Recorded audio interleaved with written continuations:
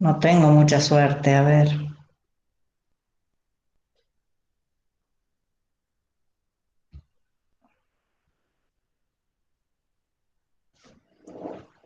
Bueno, no, no puedo coordinar con la otra computadora que me abra la misma página que estoy con ustedes para trabajar con la asistencia. Bueno, les decía yo que hoy comenzamos a ver la teoría de la evolución construida a partir del pensamiento de Darwin. Esta teoría hemos visto que ya tenía un caldo de cultivo, hemos visto que había algunas ideas como la de la selección natural que estaban como pendientes o colgando en algún sentido en el pensamiento general de muchos de los ilustrados, pero no había alcanzado, no tenía los elementos ni la sistematización necesaria para que tenga el estatus de una teoría. Había algunos elementos sueltos, la transformación propuesta por Lamarck por un lado, aunque su explicación no era la adecuada, y por otro lado las ideas esas que se asemejan o se acercan a la selección natural, pero siempre en una explicación de las variaciones dentro de una misma especie. Bueno, Darwin nace justamente en el año en que Lamarck publica su trabajo, ¿sí? Así que, y Darwin conoció el trabajo de Lamarck.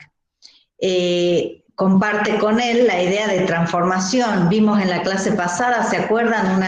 Un dicho de Darwin acerca del valor que él le otorga al pensamiento de Lamarck, justamente en tratar de explicar la naturaleza sin recurrir al pensamiento de una creación o de una divinidad. ¿Se acuerdan? Interrumpo, doy entrada a unos cuantos que están ahí esperando y seguimos la clase. Bueno, les decía yo que a Darwin lo conocen todos por la publicación del libro El origen de las especies. En realidad el nombre completo es El origen de las especies por medio de la selección natural o la preservación de razas favorecidas en la lucha por la vida. Ese libro se publicó en 1859 y ahora vamos a tratar de reconstruir un poco cómo fue la trayectoria que llevó a Darwin a poder redactar, escribir y transmitir su pensamiento en este texto. Una de las cosas interesantes que puedo decirles es que ningún biólogo debería alcanzar el título de biólogo sin haber leído el origen de las especies. No solamente por el pensamiento evolutivo, sino porque ilustra la magnitud de experimentos que él realizó poniendo a prueba sus hipótesis. Es decir, él tenía algunas ideas y se preguntaba, bueno, cómo era que podían sobrevivir, no sé, o dispersarse semillas desde un lugar a otro tan lejano, y entonces hace experimentos particulares. Yo les sugiero que lean porque no solamente nos aporta las conclusiones que todos sabemos, sino todo el proceso por el cual navega Darwin para llegar a las conclusiones tan importantes que hoy forman parte de la teoría. ¿Sí? En otros años nosotros hacemos una lectura y la vamos comentando, pero ustedes saben que las dificultades de esta forma de transmitir las clases, que es en la virtualidad, complica los tiempos de conexión, la cantidad de horas en las que podemos estar conectados, y eso hace que se nos reduzca mucho el tiempo para poder discutir algunos de los temas. ¿Sí? Así que igualmente yo les sugiero que lo lean y que a medida que vayan surgiendo cuestiones en donde podamos traer a la memoria el pensamiento de Darwin, lo hagan y vayamos recordando. Hay capítulos muy interesantes vinculados a la variabilidad, hay muchos capítulos que nos ponen en evidencia todos los hechos que observó Darwin y que utilizó para explicarlos de la mejor manera, que era a través de una teoría evolutiva. ¿Sí? A ver qué pasa aquí. Bueno, acá tenemos la portada del libro, de la primera edición del libro, ¿sí? De Darwin. Y fíjense, ay, no sé por qué no me deja avanzar. Fíjense que para la época de Darwin,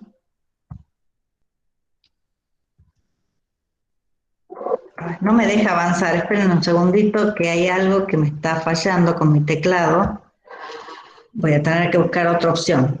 Para la época de Darwin ya estaban sentadas las bases de la taxonomía moderna, esto ya lo hemos mencionado, y el uso de una nomenclatura binomial para asignar los nombres a las especies. En este contexto que ya en algún momento hemos hablado de la importancia de la comunicación, es decir, por un lado, la importancia de describir y ordenar la naturaleza, que era un principio que regía, que empezó a regir en la Edad Moderna, ¿no es así? Y por otro lado, ya desde el punto de vista de la ciencia, la importancia de contar con un sistema que permitiera una comunicación entre quienes trabajan en lo mismo. Y el trabajo de Linnaeus aportó mucho en ese sentido. Pero además, como era un sistema jerárquico de ordenación de la naturaleza, que si bien Linneo no la concebía como que ese orden era producto de una evolución, el ordenamiento de la naturaleza generó la posibilidad de poner en evidencia las similitudes y las diferencias entre los organismos. Y esa posibilidad de tener un conocimiento ordenado de los seres vivos y de los parecidos y las diferencias, parecen que la conclusión directa de ello tiene que ser que están emparentados, que están relacionados. Y a esta idea no llegó Linneo, pero sí llegó primero de algún modo Lamarck y luego de una forma mucho más efectiva Darwin.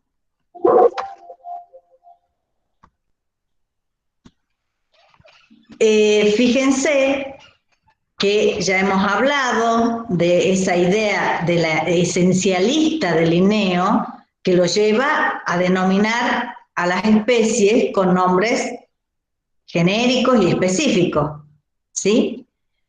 Y con este contexto, más todas las otras cosas que ya hemos hablado, empezamos a transitar un poco la vida de Darwin, que nació, yo les comentaba, en el año en que Lamarck publica su libro, ¿sí? Miembro de una familia acomodada, su padre era médico y su abuelo, ya lo hemos mencionado, fue también una eminencia en la sociedad de Londres y en la sociedad de Inglaterra más bien que de Londres, ¿sí? Entonces, él tenía ya una formación importante y esa formación se fue completando con tránsito a través de distintas universidades y distintos estudios, primero para médico, después para hacer para ordenarse, y también después abandonó todos esos estudios y se embarcó en el gran viaje del Beagle, que ya comentaremos más adelante. ¿Sí? ¿Están pudiendo ver bien las diapositivas? Sí, profe. Sí, profe. Fíjense que Darwin, lo van a leer en el libro, era un importante coleccionista y además un gran observador y un curioso de sus observaciones, de buscar explicaciones a sus observaciones. En su paso por la Universidad de Edimburgo, comenzó la colección de escarabajos, ¿sí? Y esa colección de escarabajos, fíjense acá lo tienen, él va ordenándolos y además estableciendo notas en ese orden, utilizando obviamente la clasificación realizada por Linneo, ¿sí? También realizó anotaciones botánicas y de otra clase. ¿Qué otro tipo de curiosidad tenía Darwin?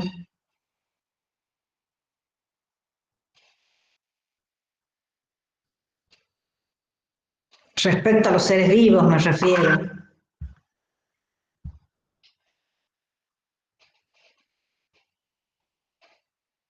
¿Qué otros grupos de animales o qué otras especies Darwin estaba interesado por conocer? Los pinzones. Los pinzones después de su viaje y antes.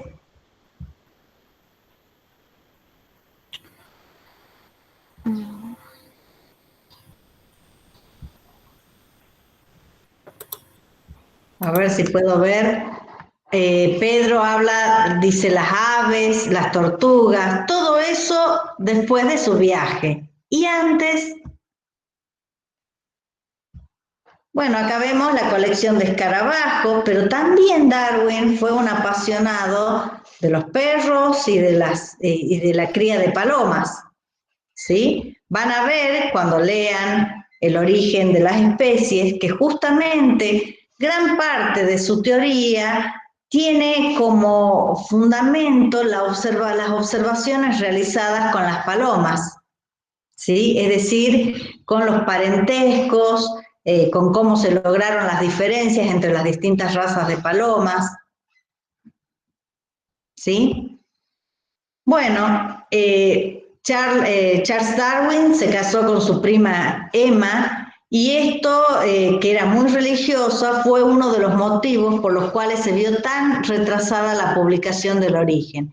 Hace un tiempo, yo no la pude ver, pero para el centenario del nacimiento de Darwin, si no me equivoco, se filmó una película de la vida de Darwin. Yo la estuve buscando a ver si la podía conseguir en internet para verla, donde según entiendo por los cortos que he visto, está muy bien reflejado esta problemática, este conflicto que tenía Darwin en exponer una teoría que no tenía en cuenta la visión religiosa y que podía sensibilizar el pensamiento o las ideas de su esposa, ¿sí? Todos ustedes seguramente han oído hablar de este tema. ¿Alguien pudo ver la película? Creo que se llama La Duda.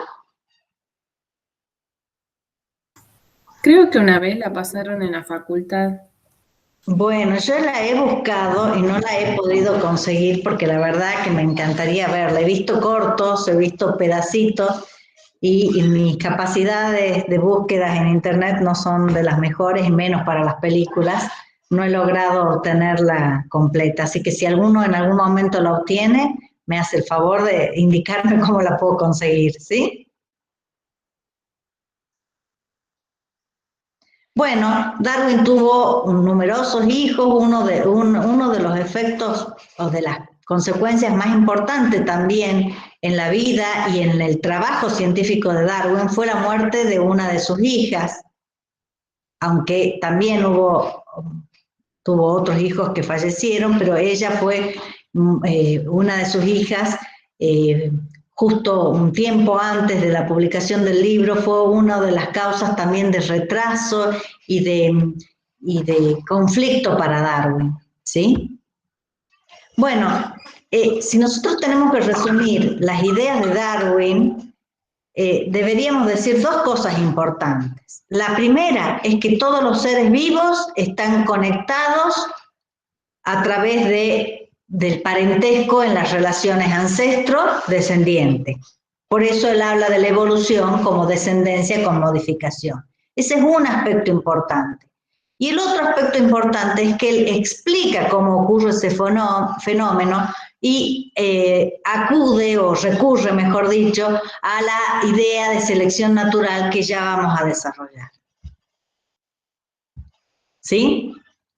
Entonces, por un lado, la idea de descendencia con modificación, que es lo que nosotros llamamos evolución. Él usó ese término recién en las últimas ediciones en vida del libro, ¿sí? Y la otra cosa, dijimos, importante es la idea que esas modificaciones ocurren a través de la acción de la selección natural que requiere de existencia de variación individual, ¿sí? Y acá vamos a tener en cuenta que para poder llegar a estas conclusiones, fundamentalmente la de la selección natural, él tiene en cuenta que los individuos no son iguales, es decir, vamos a darle mucha importancia, lo vamos a repetir más adelante también, a la idea de que los individuos son diferentes, esta es la idea de variación individual, y para poder capturar esa variación individual, es necesario apartarse del pensamiento tipológico de Linneo,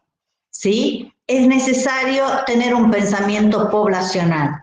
¿En qué consiste el pensamiento tipológico o esencialista? ¿De dónde viene, según la historia que hemos transitado en clases previas?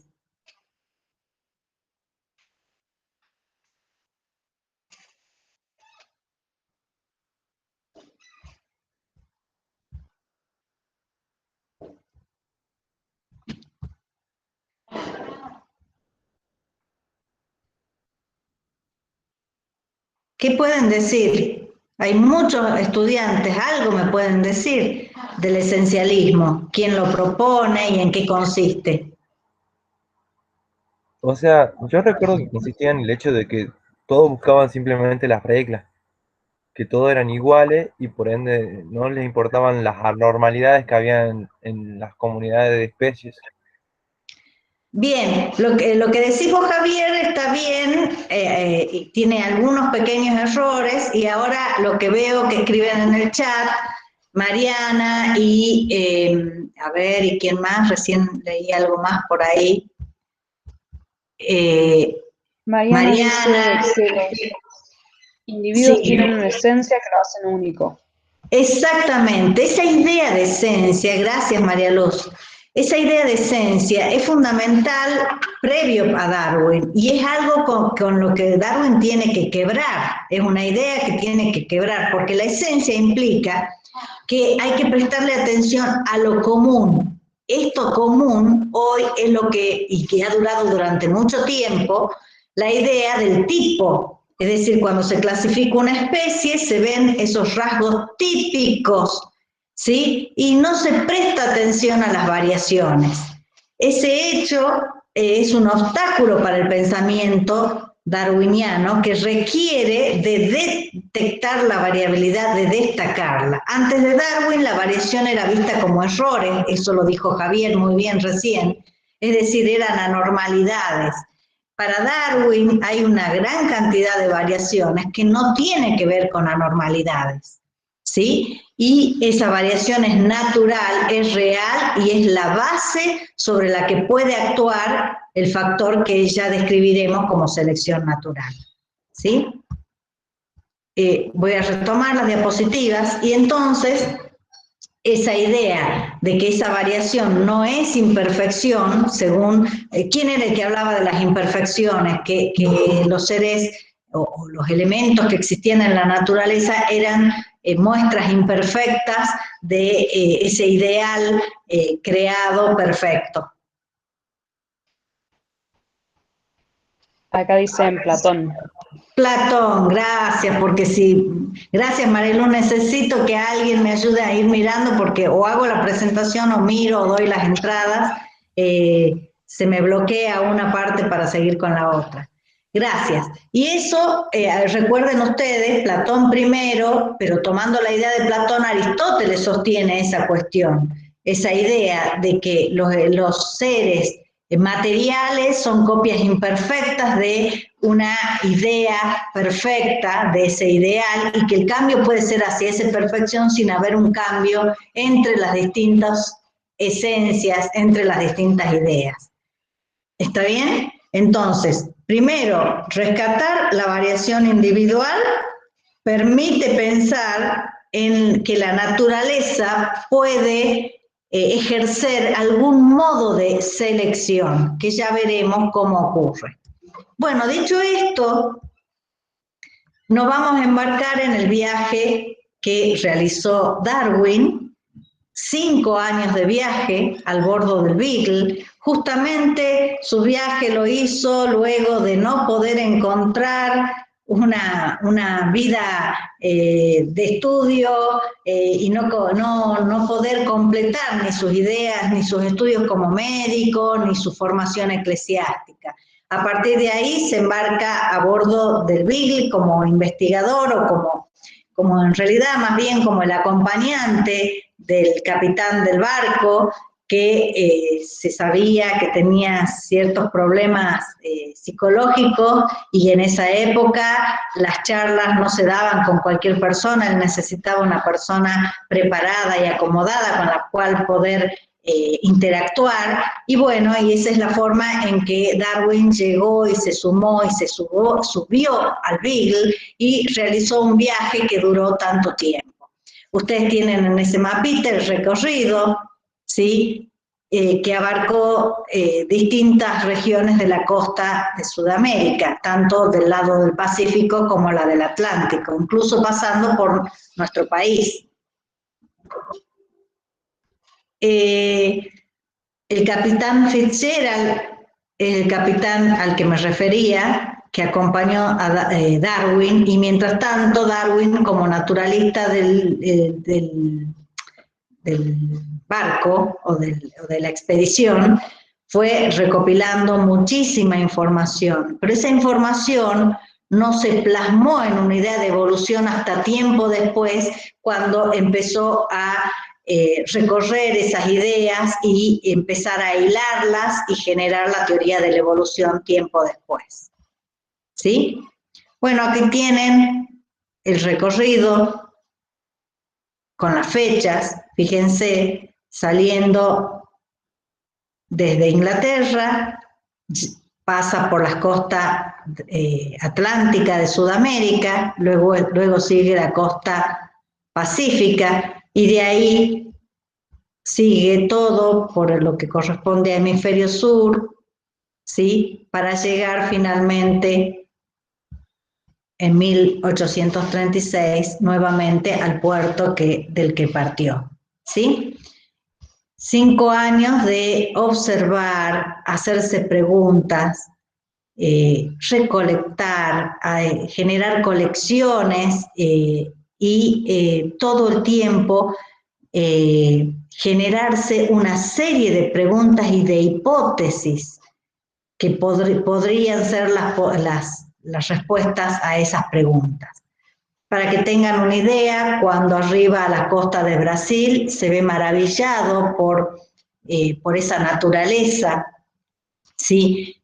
Por la gran exuberancia de insectos y de vegetación, y también luego continúa, llega hasta las costas de Argentina, en Bahía Blanca, donde pasa más de un momento, y una de las cosas que le llama la atención ahí son los fósiles, ¿sí? Y él observa que esos megafósiles no se parecen a los animales actuales que hay en Sudamérica, ¿sí? Entonces, una de las preguntas que se hace en ese contexto es si el ambiente cambió, por qué antes esas formas vivientes que se parecen en algún sentido, pero no tanto, ¿sí? Son tan diferentes de las formas que vivían o que viven en la actualidad, ¿sí?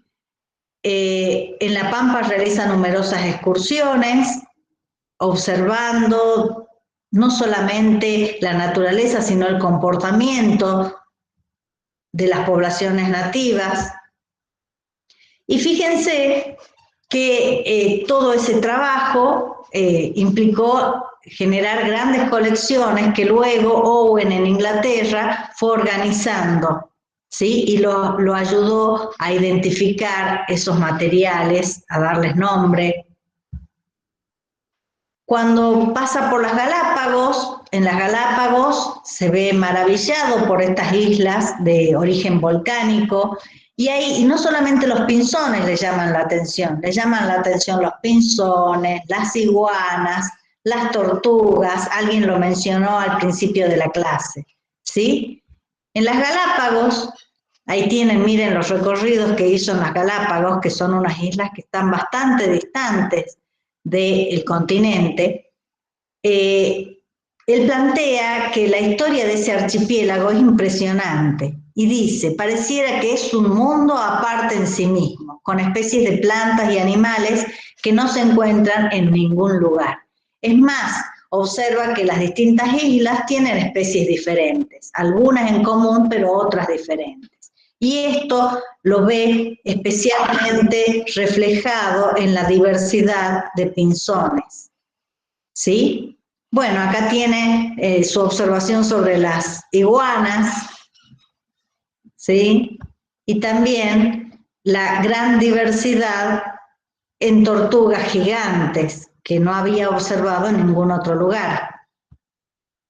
Con respecto a los pinzones, le llama la atención las diferencias, a pesar del parecido que le permite definir que son todos pinzones, le llama la atención las diferencias locales, y cuando hablo de diferencias locales me estoy refiriendo a que las distintas islas tienen distintos pinzones.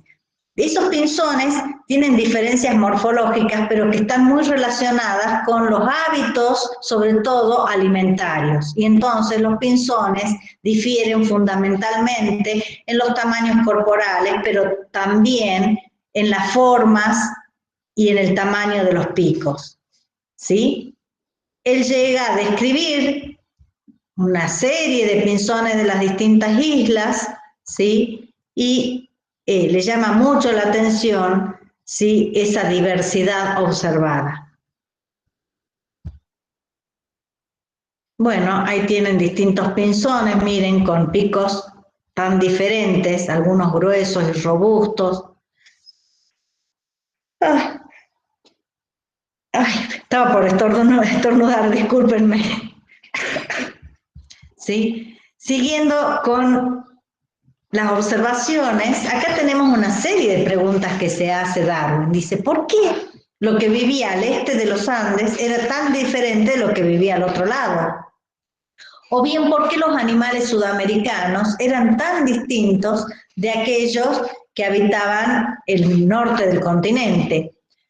Por otro lado, en el extremo norte había similitud en los distintos continentes de las formas vivientes. También se pregunta por qué en las Galápagos, en ese conjunto de islas, no hay prácticamente mamíferos, excepto una especie de ratita. Prácticamente las observaciones de animales están limitadas a algunos tipos o clases de insectos y están limitadas a aves y también a reptiles. ¿Sí? También se pregunta ¿por qué en el archipiélago de las Galápagos las especies resultan tan peregrinas? ¿Qué quiere decir peregrinas?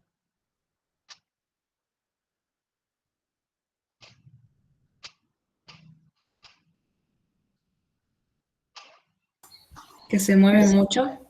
Que se mueven mucho, y ahí tenemos una explicación por qué algunas especies pueden llegar de una isla a la otra que están distantes entre ellas, o pudieron haberlo hecho en algún momento, ¿sí? Es decir, también su explicación de por qué hay especies que no están, o grupos de organismos que no están, también está muy relacionada con esta pregunta, ¿sí?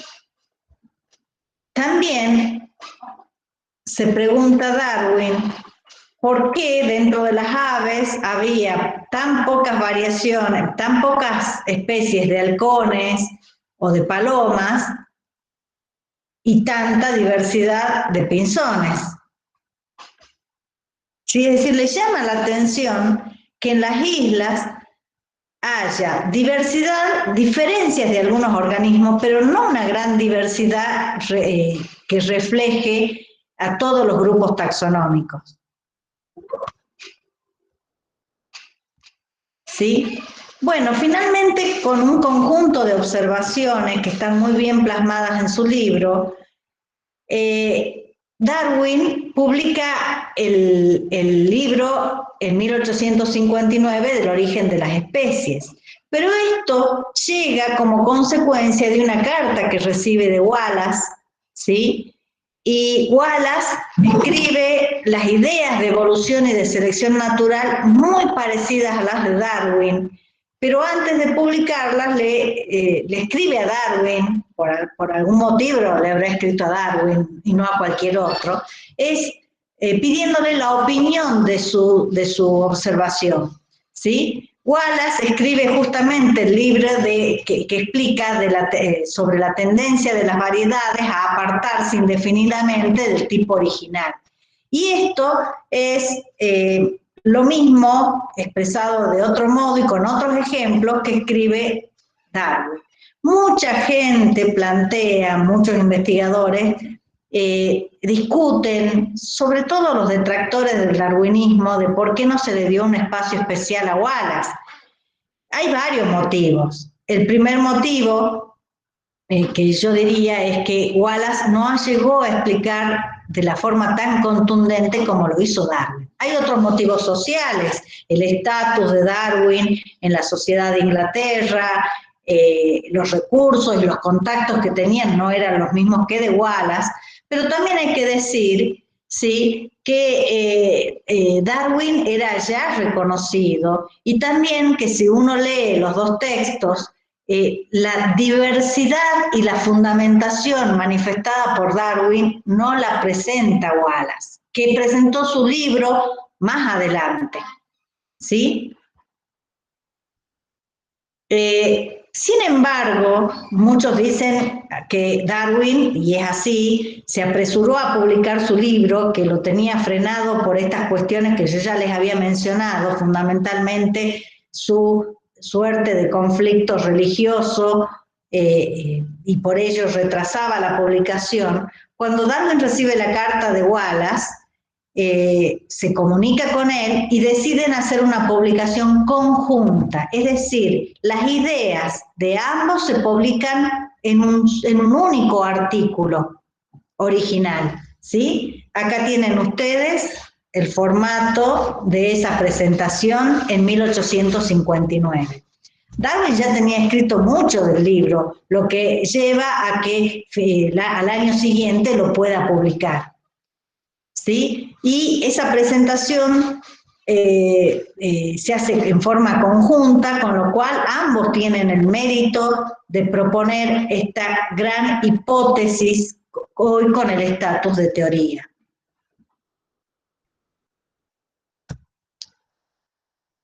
Hacemos un corte ahí para que me hagan preguntas.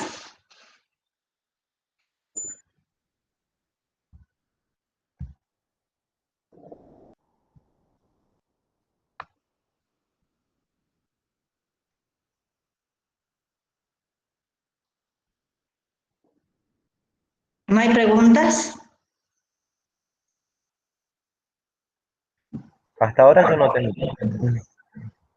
Bueno, entonces retomamos la presentación.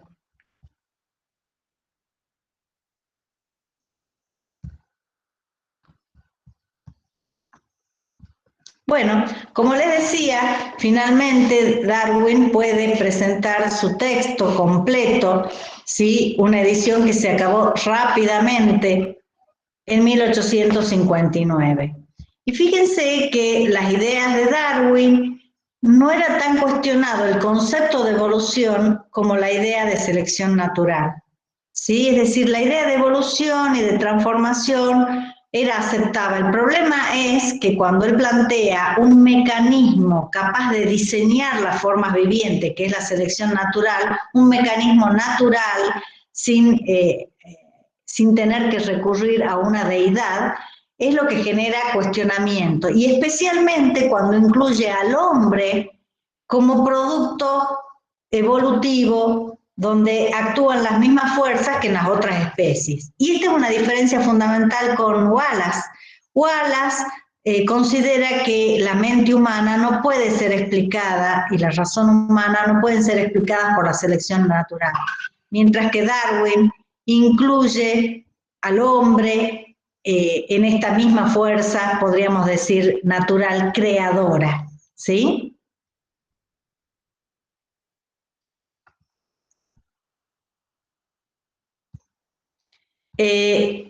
Fíjense que nosotros hemos hablado todo el tiempo de que la evolución está constituida por hechos y teorías. Es decir, hay una serie de hechos cuya interpretación racional, sistemática, nos permiten construir una teoría.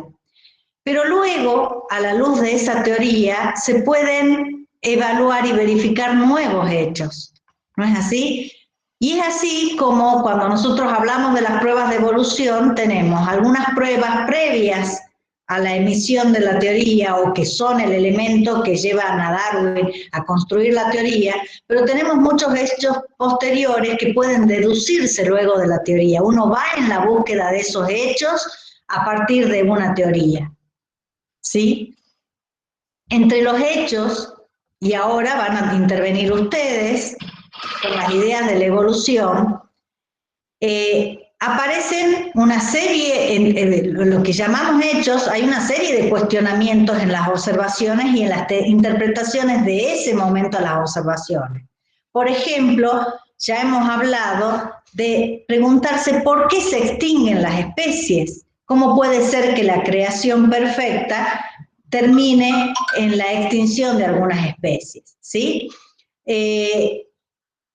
Se cuestiona entonces esa idea de una naturaleza ordenada, donde cada especie tiene un rol, y si cada especie tiene un rol, entonces no hay una explicación a la extinción, ¿sí? La otra observación es que los fósiles de muchas especies se parecen a las especies contemporáneas, aunque no son iguales, y la pregunta es, ¿cómo se relacionan fósiles con especies vivientes? ¿Sí? ¿Por qué se parecen pero al mismo tiempo son diferentes? ¿Y por qué unas existen en la actualidad y otras ya no? Otra de la observación es que los distintos estratos donde se ubican los fósiles tienen un distinto nivel de complejidad, ¿sí? Es decir, a niveles más profundos, en las capas más profundas o más antiguas, según la estratigrafía, las formas parecen más simples que las capas superiores que albergan una diversidad que incluye mayor complejidad, ¿sí? También hay preguntas acerca de la distribución de las especies. Ya hemos mencionado que a Darwin le llamaba la atención el parecido de las formas de los animales y de plantas en el hemisferio norte y el parecido de algunas en el hemisferio sur, aun cuando estuvieran separadas por vastos mares, ¿sí? Otras preguntas es por qué en algunas zonas como Australia hay marsupiales y hay aves que no vuelan, ¿sí? Y también las preguntas referidas a las observaciones en las Galápagos sobre los pinzones, las tortugas. Otra pregunta que ya las habíamos mencionado, que se había hecho Buffon, ¿se acuerdan? Sobre las diferencias entre los elefantes asiáticos y africanos, ¿sí? Para dar algunos de los ejemplos, ¿sí? El registro fósil, entonces, es una de las evidencias que Darwin rescata como muy importantes, es decir, los fósiles son la evidencia de formas vivientes en el pasado y el parecido de esos fósiles con las formas actuales solo puede explicarse a través del parentesco, de la descendencia con modificación.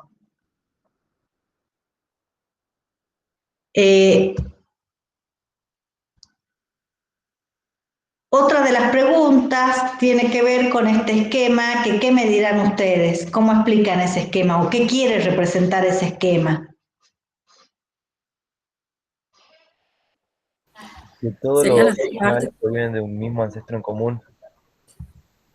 Las Que homologías. todos, las homologías, ¿sí? Que está dicho de otra forma, recién alguien mencionó del ancestro común, es decir, la similitud en las estructuras óseas de las distintas formas de extremidades solo puede ser explicada si proceden de un ancestro en común, porque tal vez podríamos pensar que el funcionamiento de esas extremidades podría ser mucho mejor con una estructura diferente. Sin embargo, vamos a ver que la selección natural, la naturaleza, puede construir con base a lo que hay, a lo que se hereda. Y acá ustedes pueden ver cómo los distintos huesos de ese ancestro tetrápodo se han modificado, dando lugar a extremidades que funcionan de modo diferente. ¿Sí? También la embriología aporta para Darwin una evidencia de la evolución.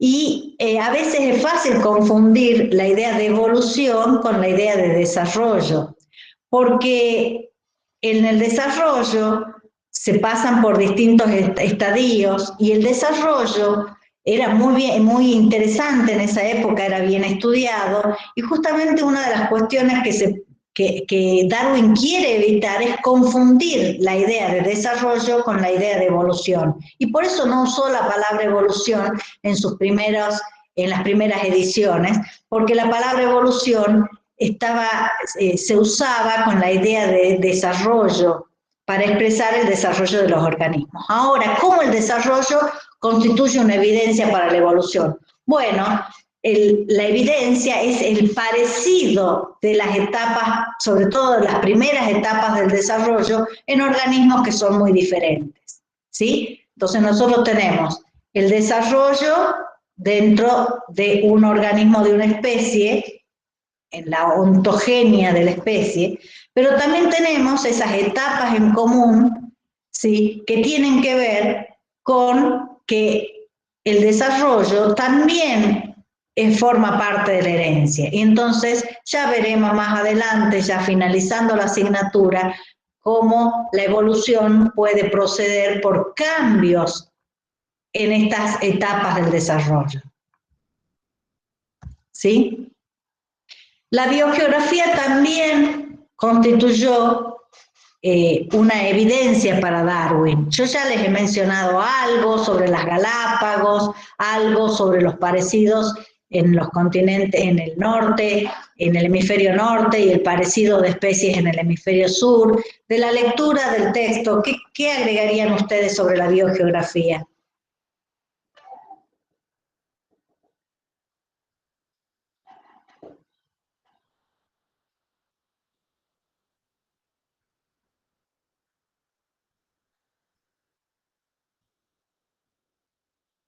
Y a la biogeografía incluso podríamos acompañarla con el comportamiento de las especies. Alguien mencionó el otro día las migraciones. Bueno, quiero que expresen en palabras esas ideas.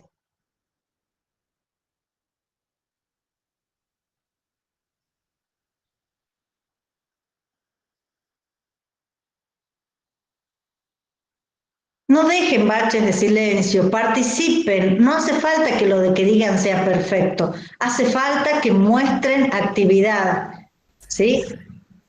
Profe, yo no leí el texto todavía, pero me hago una idea de que con respecto a las migraciones y la biogeografía en cuanto a las aves, cuando migran y eligen ciertos lugares para reproducirse y anidar, y bueno, hasta que crecen los polluelos y después vuelven a migrar. Exactamente. Exactamente, pero la pregunta es, ¿por qué migran tremendas distancias? ¿Cómo se podría explicar eso? Hay que asumarse ahí no solamente a la explicación de Darwin, sino a las explicaciones de cómo han estado... Para evitar justamente el invierno. Ajá, es un comportamiento que tiene que ver con encontrar sitios de nidificación o sitios de pasar el periodo. Ajá, pero ¿cómo lo relacionamos a esto con la evolución? Hasta ahí es descripción. Ahora busquemos una explicación. Ok, déjame pensar. Piensen, ¿por qué hay especies que atraviesan todo el océano para tener una actividad en otro lugar? Profe, ¿eso no tiene que ver con el tema de los predadores o de la competencia que podría tener? Ajá. Pero no habrá a veces, no existirá la posibilidad de encontrar, supongamos que pueda ser, seguramente predadores van a encontrar en distintos lugares, ¿sí? Entonces, todo muy lindo. Hay causas, esas serían, fíjense qué interesante desde el punto de vista de la filosofía. Las causas que ustedes me están dando son causas inmediatas. Claro. ¿Sí? Sofía Slota dice para preservar la especie. Para preservar la especie, eso tiene un sentido muy amplio, ¿sí? Yo lo que les estoy explicando, pidiendo a ustedes que intenten hacer una explicación que vaya más allá de la causa inminente, la del momento. Sí, se desplaza porque lo va siguiendo un predador, porque quiere huir de eso, porque quiere encontrar más alimento. Pero ¿cómo podemos relacionar ese hecho con esas migraciones a veces que parecen totalmente ilógicas si uno piensa que teniendo a lo mejor lugares de nidificación óptimos más cercanos, hacen un desplazamiento tan largo para ir a otro lugar? Yo pienso que... Profe, usted la clase pasada nos había dicho el hecho de que estaba como que los animales tenían instinto y por otro lado tenían lo que ya está impreso en los genes, digamos. Entonces, por genética, Ajá. ¿Y por vuelve qué? a los lugares Bien. donde... Nos estamos encaminando muy bien, porque Andrea nos dice, está en su instinto migrar. Ahora, ¿siempre esa migración habrá sido tan extensa en el instinto de los primeros individuos que comenzaron estas migraciones? ¿Ya habrá estado que se tenían que ir de Europa a América para tener ese éxito o preservar su especie? No, porque si volvemos a la historia, hacia atrás, atrás, antes era una sola masa de tierra, o sea, no era que era tanto que había que Bueno, migrar. muy bien, lo que dice Natalia está llevando la explicación a un tiempo mucho más atrás y tiene que ver con la evolución. Fíjense que uno podría pensar que esa es una huella de la evolución, ¿sí? Así como han evolucionado los continentes y se han ido separando, las especies han preservado esa información que los lleva a migrar hacia un determinado lugar. Sí, entonces uno puede ver migraciones que a veces parece que carecieran de sentido, ¿no es así? Y esto es parte de la herencia. Entonces ya alguien lo conectó con la genética y ahora Natalia menciona esto de que los continentes no siempre han estado en las posiciones ni han tenido las separaciones que tienen en la actualidad, ¿sí? Entonces hay causas inmediatas, pero hay causas que van mucho más atrás y que tienen que ver con la evolución. Profe, y eso también hace referencia, por ejemplo, a aquellas aves que establecen este comportamiento hoy en día de migraciones y aquellas que directamente como el ñandú, que perdió esa capacidad de volar, pero que nosotros vemos distintos tipos de especies distribuidos en el mundo, o sea, tienen características diferentes y se han adaptado al ambiente en el que están hoy en día. Exactamente, y uno puede ver formas similares, por ejemplo, el ñandú con el avestruz en el hemisferio sur, y eso nos lleva a pensar por qué hay dos especies distintas, pero con mucho parecido, que no están en el hemisferio norte. Y eso tiene una explicación que se suma la idea de evolución a la idea o al hecho histórico de lo que los continentes se han ido moviendo y separando a lo largo del tiempo y que esto ha llevado millones de años. ¿No es así? Acá en el chat también habían hablado de, Aileen dice, puede ser que sea una conducta aprendida. Bueno. Y también dicen que son... Sí. Sí, esta idea de la conducta aprendida puede ser. El tema es que cómo se ha sostenido una conducta que se aprende y que es tan desventajosa, porque una migración a tantas distancias tiene sus desventajas. ¿Cómo es que se ha sostenido? Y bueno, tal vez es parte de la herencia genética que todavía no ha sido modificada. ¿No es así? A ver, Camila, veo que estás levantando la mano. Hola, profe. Hola. Yo apunto también al hecho de que, por ejemplo, las aves, o bueno, otras especies también, al migrar van a encontrar algún nicho que esté desocupado y se van a establecer en ese nicho y llega un momento en que también hay lo que pasa, por ejemplo, en las islas, del aislamiento reproductivo, y eso también como que da la radiación adaptativa, ¿era? Sí, bueno, estamos ahí. Lo que vos decís, Camila, está muy bien, pero es como que hemos metido demasiadas cosas para explicar algo puntual que estamos viendo. Lo que vos decís es cierto y lo vamos a ver a lo largo de la asignatura, el tema del aislamiento, de la diversidad. Pero bueno, yo acá lo que buscaba es que tratáramos de explicar los patrones biogeográficos que encontramos, ¿sí? Esto de especies similares pero distintas, por ejemplo, a un lado y otro de la cordillera, ¿sí? Y así podríamos dar una serie de ejemplos. Si avanzamos, gracias Camila, porque nos estás adelantando un poquito a otros temas que vamos a ver después. A ver.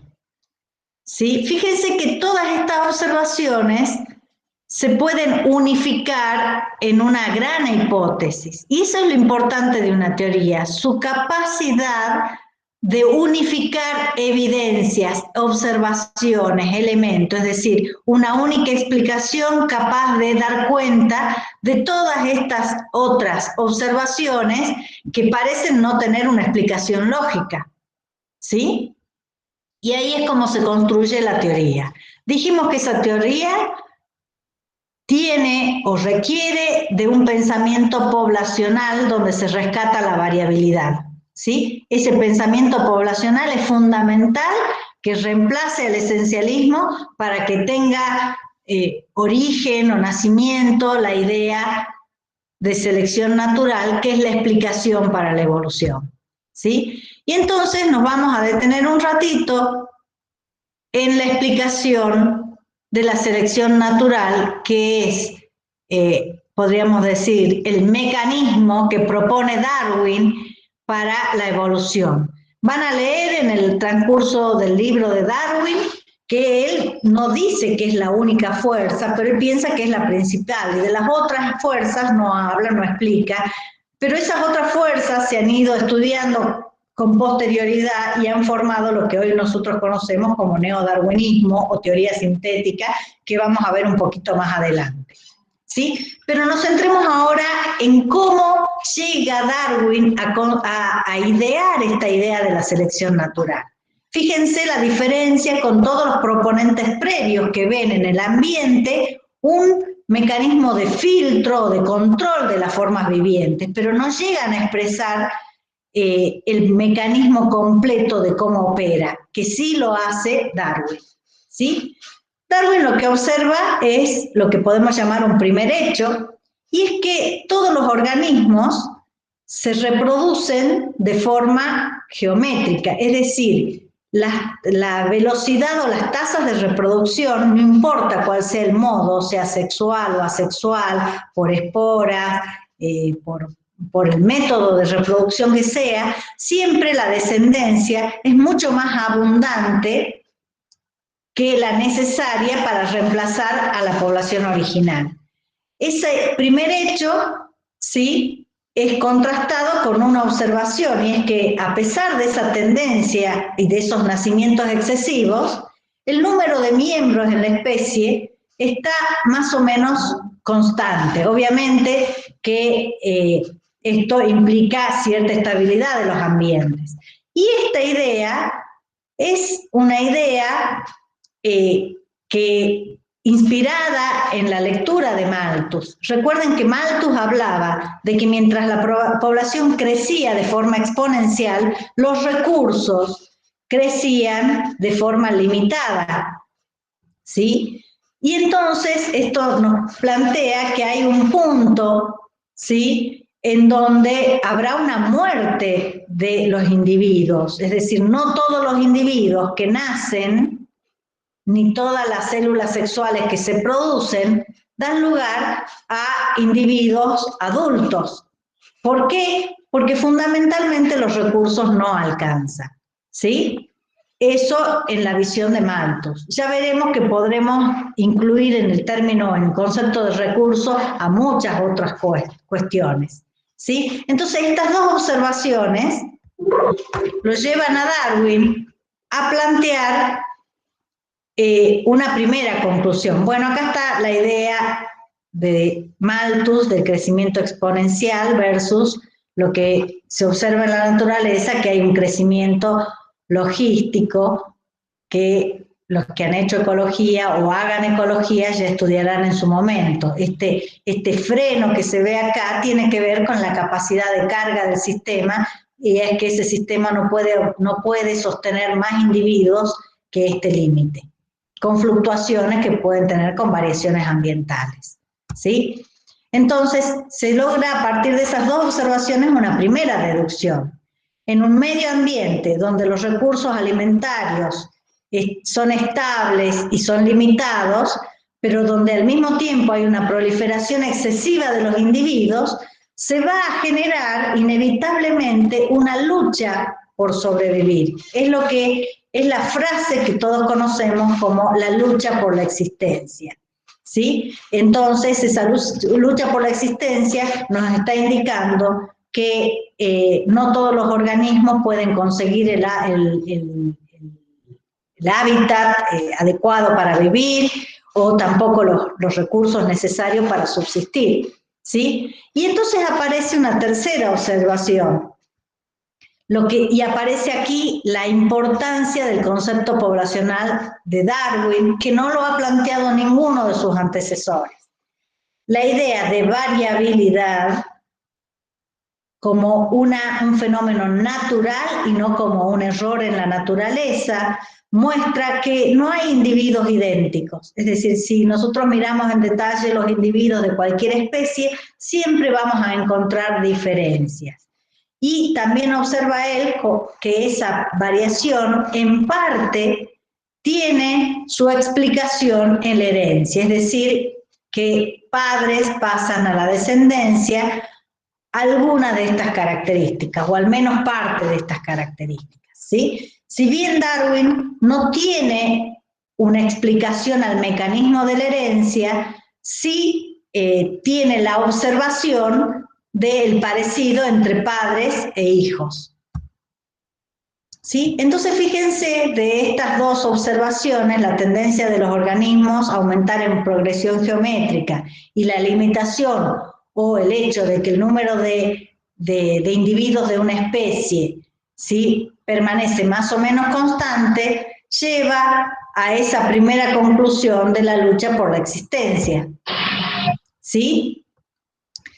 Y entonces, él observa una numerosa cantidad de especies, tanto domésticas como silvestres, pero parte de la observación de especies domésticas. Yo les mencionaba su observación con las palomas, ¿sí?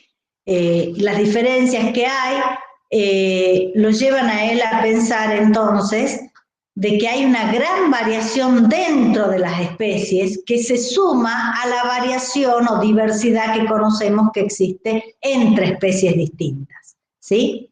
Y entonces una pregunta que se hace él es, bueno, de la misma forma en que la naturaleza va diversificando las poblaciones y formando razas distintas, ¿por qué no ese proceso, si le damos tiempo, va a dar lugar a formar especies distintas?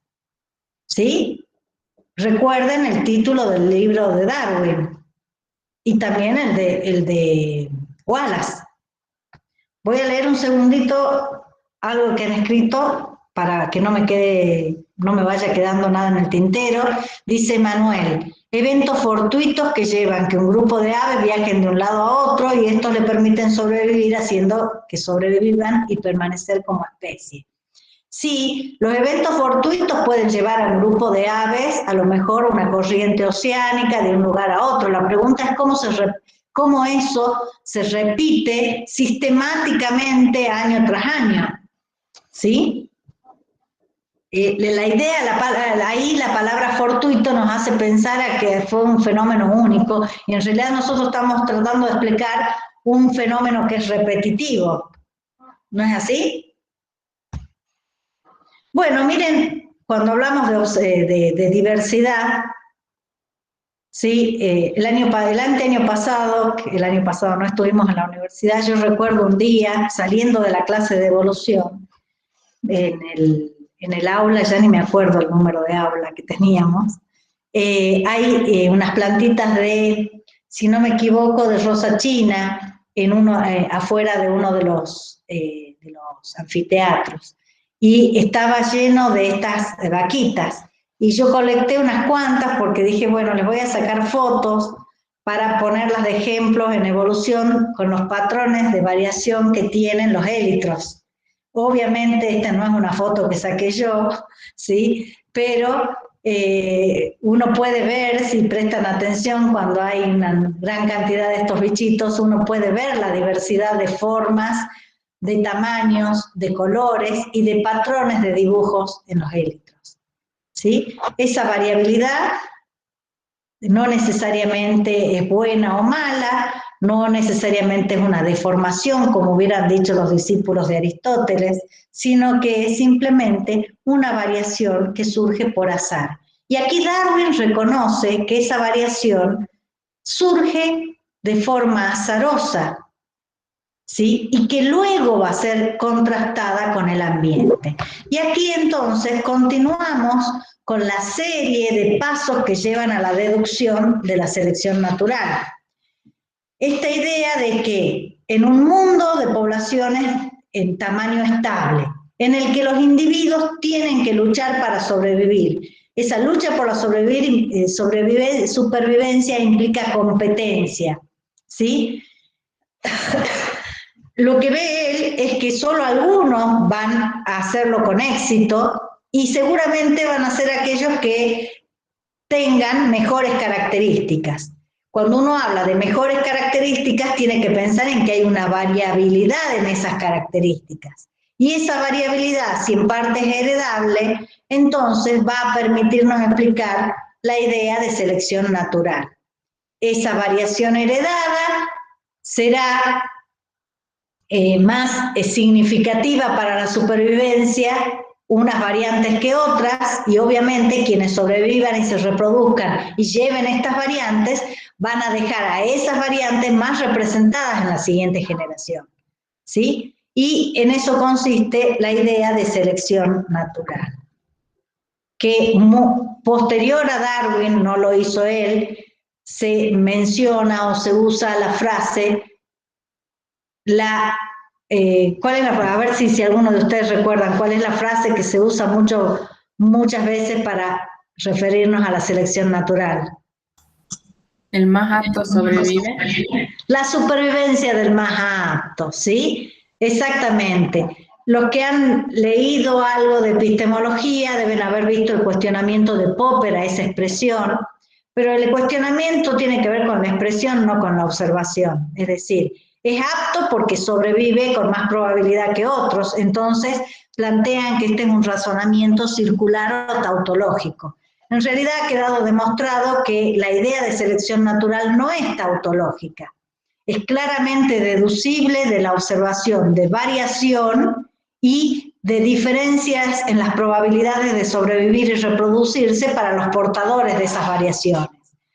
Y además, por el hecho de que no necesariamente todas las características que son ventajosas tienen que ver con la supervivencia. Vamos a ver, por ejemplo, luego la selección sexual, donde puede haber una contraposición en características que resultan ventajosas para la reproducción, pero desventajosas para la supervivencia. Y esto hace caer la idea del pensamiento tautológico. La expresión es la que no es feliz, la supervivencia del más apto. ¿Está bien? Se los menciono porque seguramente lo van a leer en algún lado. Si alguien necesita expandir esta idea, lo charlamos en consulta o en otra clase. ¿Me van siguiendo hasta acá? Sí, profe. Sí, profe. ¿No tienen preguntas? Hasta ahora no, profe. Bueno, avancemos un poquito. Entonces, fíjense, resumen, hay una competencia, esa competencia o lucha por la existencia no necesariamente es que se van a pelear. La lucha es un término representativo de la competencia.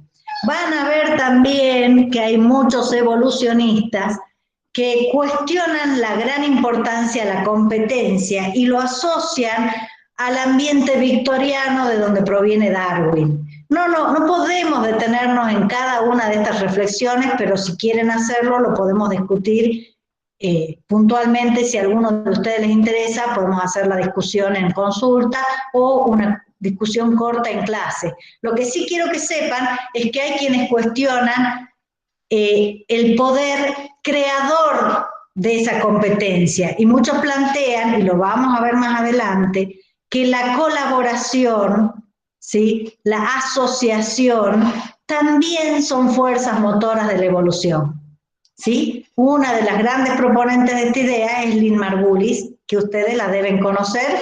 ¿Por qué la conocen a Lynn Margulis? ¿O por qué debieran conocerla a esta altura de su carrera? Por la teoría endosimbiótica. Por la teoría endosimbiótica, ¿sí? ¿Cómo se origina la célula eucariota? Exactamente. Lynn Margulis, justamente basadas en esas observaciones y en esas hipótesis que plantea, dice que un motor importante para la evolución no es solo la competencia, sino tal vez más importante es la colaboración, ¿sí? Ahora, lo que es importante, y es que no se dice muchas veces, es que cualquier asociación luego es sometida también a selección natural. Solamente las asociaciones ventajosas son las que han perdurado en el tiempo, o aquellas asociaciones que no mejoran y no empeoran y por azar pueden haber persistido. ¿Se entiende? Por lo tanto, son dos niveles diferentes. Bueno, entonces, en esa lucha por la existencia, usando las palabras que generalmente describen este fenómeno, y existiendo la gran variabilidad natural, espontánea, surgida por azar y heredable, al menos en parte, podemos sacar la conclusión de que hay selección natural. Es decir, que en esa lucha por la existencia, los portadores de las variantes heredables que son más exitosas en términos de supervivencia y reproducción son las que van a quedar más representadas en la siguiente generación, y de eso se trata la selección natural. ¿Sí? Bueno, otro elemento importante de la propuesta de Darwin es la idea que este mecanismo actúa de forma continua, permanente y acumulativa. Es decir, la selección natural puede ir haciendo cambios muy pequeños. Esos cambios pequeños, acumulados en el tiempo, van a dar lugar a grandes cambios. ¿Y de quién creen que tomó esa inspiración para explicar un gran cambio a partir de pequeñas transformaciones continuas y graduales?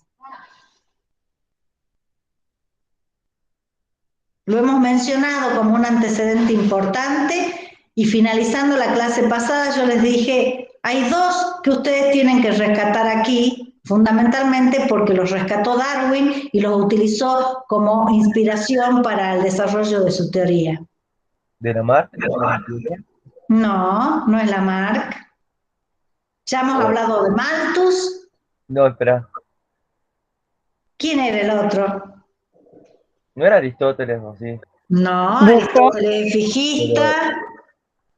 Claro. ¿Buffon, profe?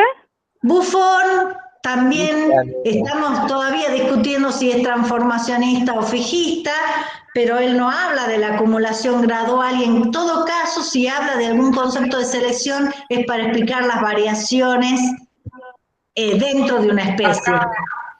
Bien, acá dicen acá hay dos que hicieron la respuesta correcta, y es Lyell.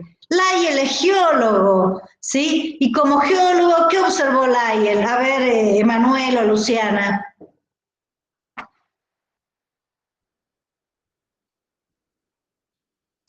Bien, observó que la Tierra está sometida a continuos cambios y que esos cambios tienen que ver con la actividad de fenómenos naturales como el viento, la erosión que causa el agua. Exactamente, esas fuerzas naturales producen cambios continuos, constantes y acumulativos en la Tierra, han operado en el pasado y pueden explicar la gran modificación en la superficie terrestre simplemente por la acumulación de sus efectos. ¿Vamos bien hasta ahí? Entonces, fíjense que de Lyell toma esa idea, Lyell cuestiona el pensamiento evolucionista de Darwin posteriormente, y sin embargo, Lyell es un gran inspirador para entender cómo el efecto continuo, gradual y de pequeños cambios producidos por la selección natural puede dar lugar a grandes modificaciones y por lo tanto a la diversidad.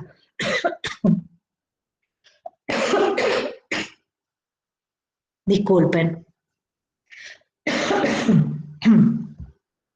Bueno, hay tres principios que rigen la idea de selección natural. Ya hemos visto el principio que requiere del concepto de población, que es la variación entre individuos. Y además destacar que esa variación surge al azar, no surge por una necesidad. ¿Quién plantea que la variación surge por necesidad? Ahora sí tiene que ser la Ahora sí, Lamarck. Muy bien. Lamarck también le da un rol importante al ambiente. Justamente dice que el ambiente genera, en sus cambios, genera necesidades en los individuos. Y esas necesidades en los individuos llevan a que con un impulso interno modifiquen características. ¿Sí? Fíjense la diferencia con Darwin. Para Darwin la variación ya está surgida por azar, es decir, ni porque es buena ni porque es mala, simplemente porque algún mecanismo que él desconoce genera variación. Y esa variación es la que ofrece la posibilidad de que los individuos se comporten en un sentido amplio, en forma diferente, con distintas habilidades de sobrevivir y reproducirse.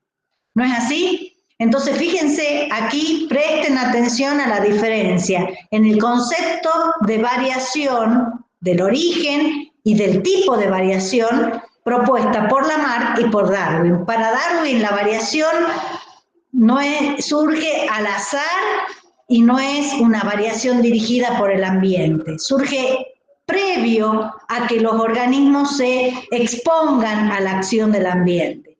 En cambio, Lamarck, el ambiente es el que induce el origen de variaciones, que son variaciones necesarias o mejoras en los organismos, ¿sí? El otro principio importante es el de la herencia.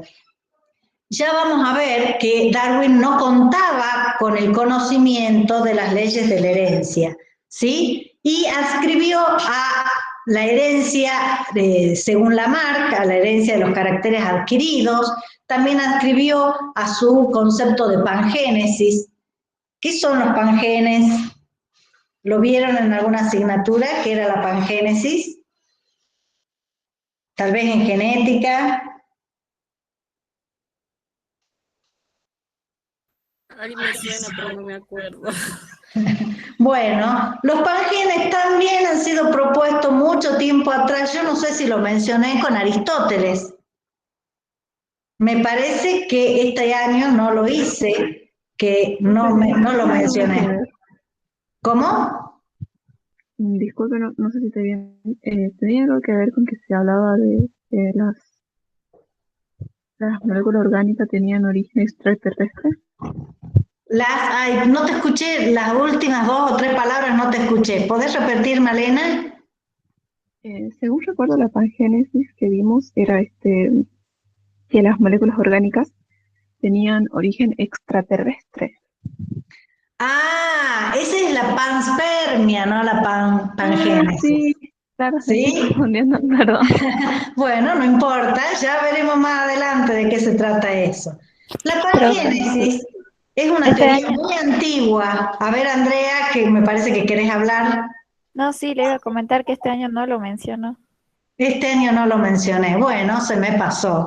Aristóteles plantea que los pangenes son partículas, ¿sí?, que van a llegar hasta las estructuras reproductoras y transportan información sobre las características. Sí, él lo dice de una forma menos compleja, pero Darwin toma esa idea de la pangénesis, que no es de él, sino que él la toma de otros autores que repiten un poco la idea de Aristóteles.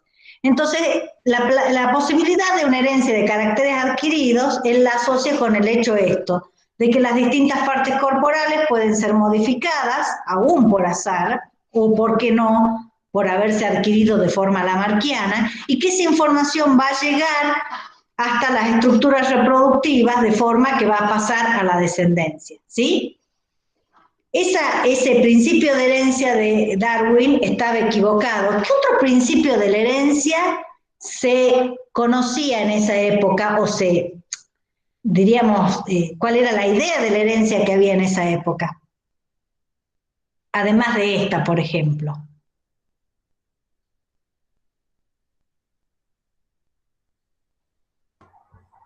En esa época se tenía en consideración de que, por ejemplo, lo que recuerdo de Lamarck era de que como el ambiente presionaba, luego esos caracteres eran heredados a la siguiente generación. Bien, eso es correcto y es lo que acabamos de decir, pero ¿alguna otra idea de herencia que haya estado flotando en el ambiente de la época? Ah, pero no. Está bien, Javier, pero estoy buscando otra explicación además de esa. El concepto de mezclas de sangre, por ejemplo, ¿sí? Es decir, también había una idea en que en la herencia los aportes maternos y paternos se mezclaban, como se mezclan los pigmentos, ¿sí? Y eso pasaría a la descendencia. Vamos a ver que esto se cuestiona después y que esta forma de herencia queda descartada.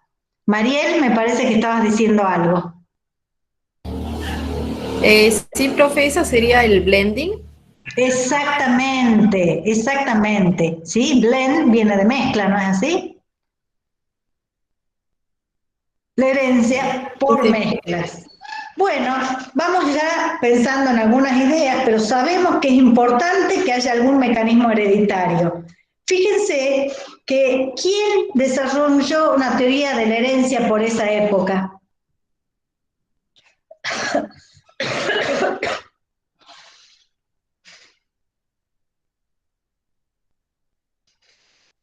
No me digan. Anterior a Darwin.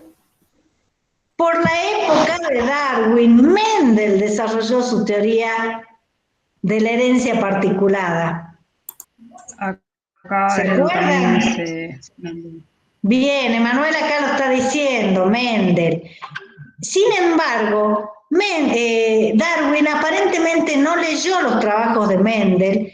Hay algunas evidencias y en algunos textos yo he leído que Mendel sí le mandó su trabajo a Darwin, ¿sí? Y que Darwin no lo leyó. En algún lugar leí incluso que estaban pegadas las hojas del texto de Mendel, con lo cual era una evidencia de que no había sido abierto ese libro. Bueno, no les puedo confirmar si esto es así o no, pero cada vez hay más ideas en el ámbito científico de que Mendel le envió su trabajo a Darwin, que Darwin no lo leyó. Y Mendel probablemente no leyó el trabajo de Darwin, o si lo leyó, no pudo unificar la importancia, no pudo, perdón, ver la importancia de unificar tanto la teoría de la evolución como las leyes de la herencia, ¿sí? Y eso tuvo que esperar un tiempo para que se consiguiera ya en el siglo XX. Y finalmente el tercer principio es de la selección, es decir, esto de que hay variantes que tienen más éxito en términos de supervivencia o de reproducción, y por éxito implicamos o queremos decir que hay más probabilidad comparada con las otras variantes de que quede representada en la siguiente generación. ¿Sí? ¿Quedó claro? Bueno, pero la teoría de la selección natural, no tanto la idea de descendencia con modificación, pero sí la selección natural, fue muy cuestionada, ¿sí? Y acá aparecen algunas de las cuestiones que ya hemos mencionado. No había una teoría satisfactoria de la herencia, ¿sí? Ya que acuérdense, lo acabamos de decir, que Darwin aceptaba la idea de herencia por mezclas, la idea de pangénesis, ¿sí?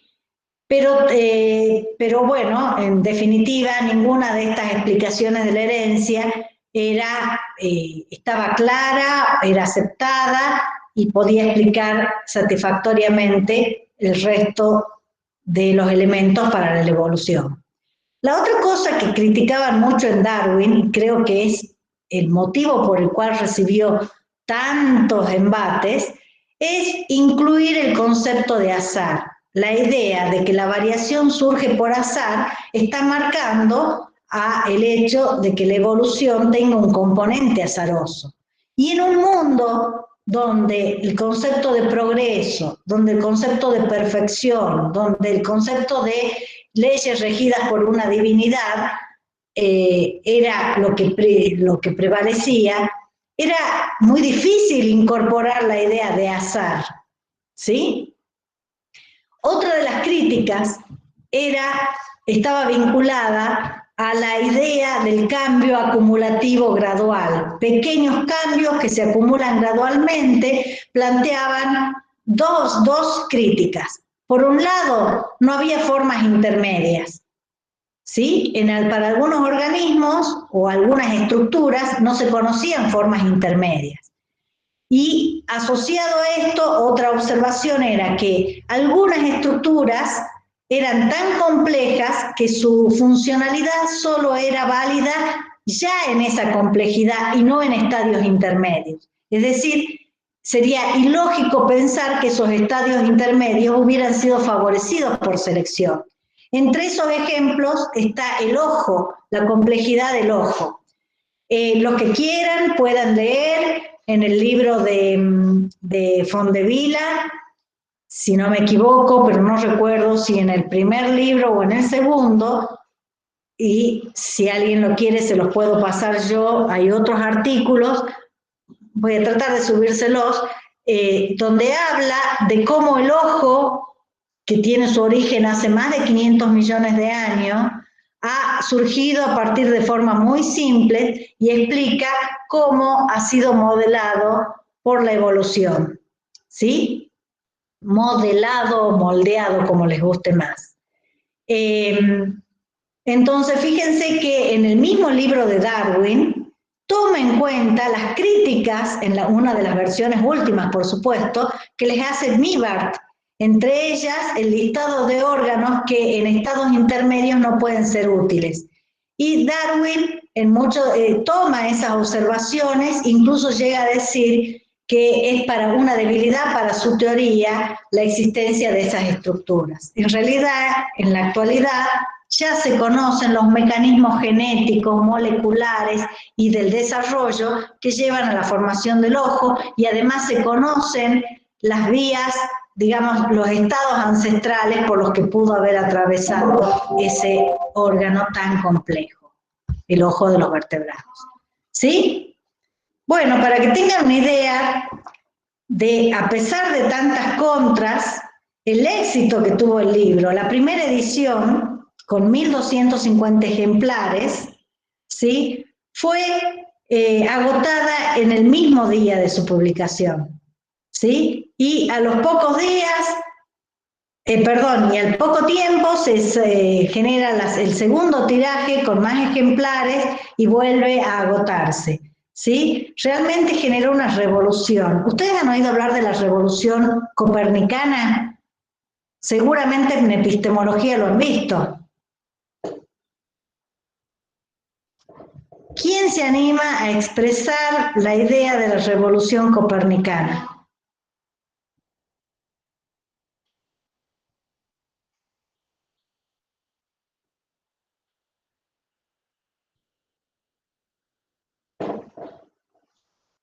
No me digan que no han visto. No, ahora yo me acordé, tenía que ver con Galileo.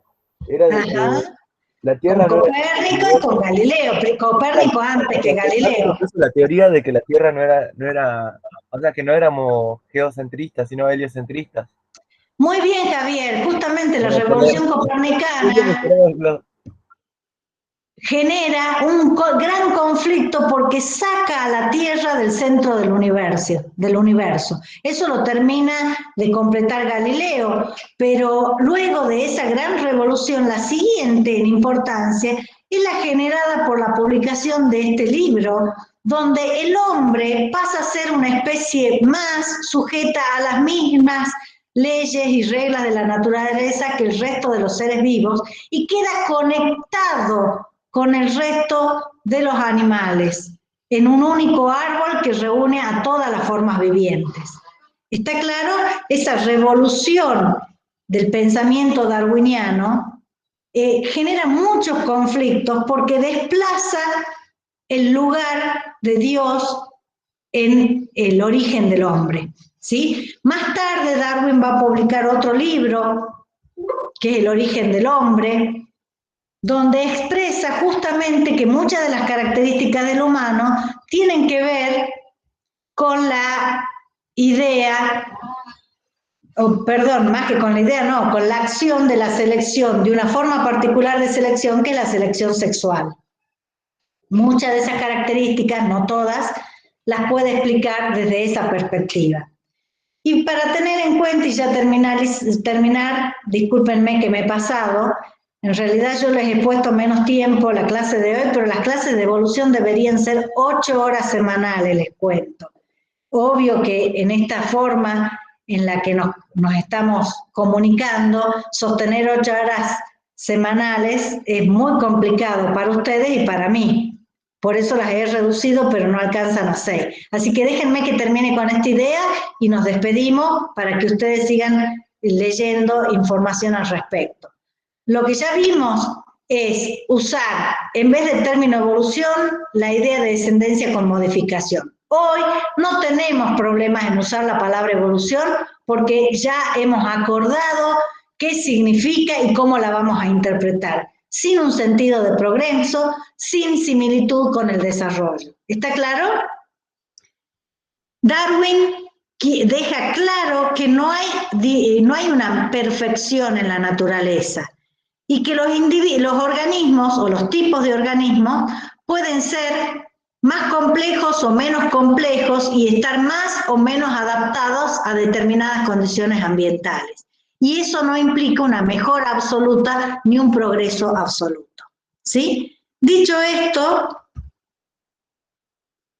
aquí está el libro que les mencioné, donde focaliza aspectos psicológicos del hombre, del comportamiento humano y los relaciona con selección natural y selección sexual, ¿sí? Y nos va a quedar para la próxima clase unir los principios de la herencia con los principios de evolución por selección natural para construir lo que se conoce como el neodarwinismo primero y más adelante la teoría sintética.